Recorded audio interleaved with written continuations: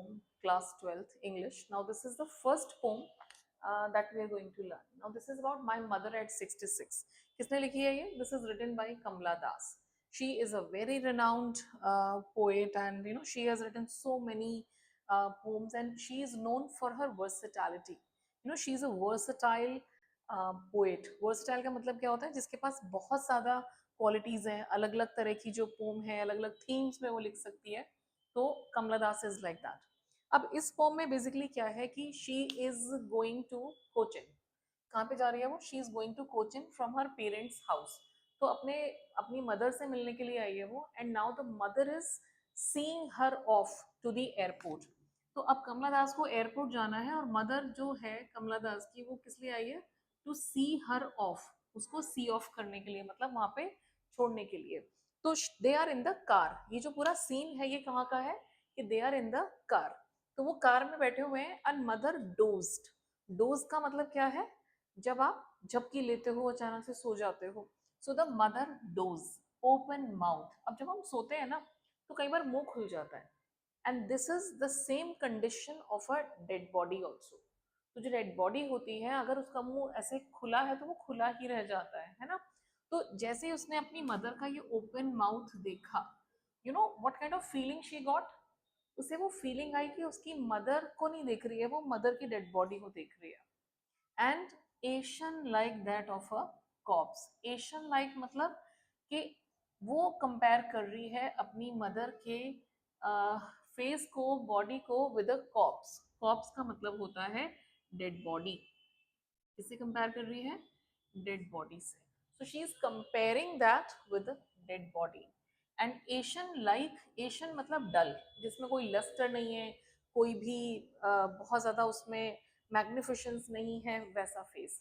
तो अब obviously poet की मदर की एज क्या है? 66. अब उस एज में फेस पे वो एक ग्लो तो नहीं होगा, है ना.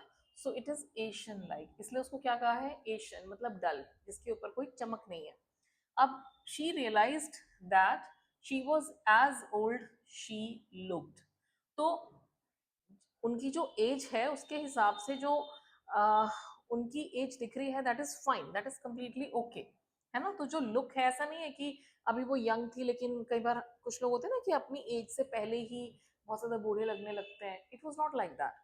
एज भी थी उनकी, and she looked old, that was okay. लेकिन प्रॉब्लम क्या है यहाँ पे?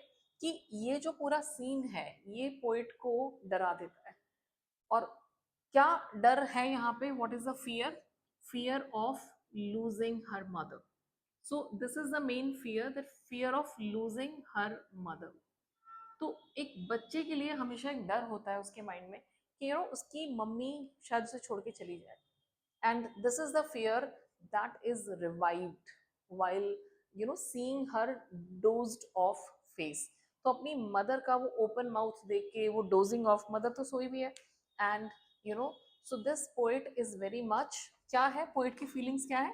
She is perturbed. You have to basically focus on vocabulary. So she is perturbed, disturb हो गई है, मेंटली डिस्टर्ब हो गई है, कि मेरी मम्मी शायद अब उस एज में आ गई है कि शायद वो आने वाले टाइम में ना रहे. So perhaps the mother is not well और समथिंग. सो कुछ चल रहा है पोइट के माइंड में, and she is talking about that time.